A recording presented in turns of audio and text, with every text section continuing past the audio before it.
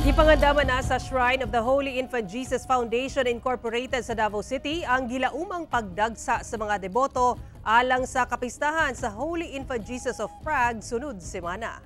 Atong sayro ng detalye niini sa live report ni Argil Relator. Argil. Sara, sa pagsaulog sa kapistahan sa Holy Infant Jesus of Prague, dunay 9 ka oras nga sunod-sunod nga novena ug misa ang ipahigayon.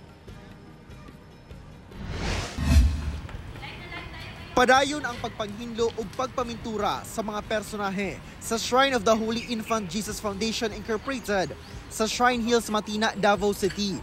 Agig pagpangandam sa pagdagsa sa mga deboto alang sa ilang ika-57 nga anibersaryo sa January 15 o ang kapistahan sa Holy Infant Jesus of Prague. Lakip sa gipinturahan ug balik ang frame kung asa nakamontar ang Holy Infant Jesus of Prague. Sa petsa 15, alas 4 sa kadlawon, ablihan na ang gate alang sa pagpasulod sa mga deboto.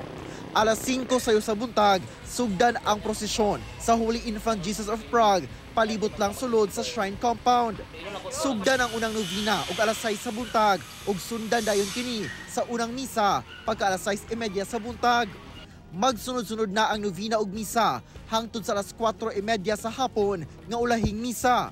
Gipahinumduman sab ang mga deboto sa mga ginabawal dalaon sulod sa shrine atul sa selebrasyon. No tents allowed, no overnight, then sharp object, then no backpack then,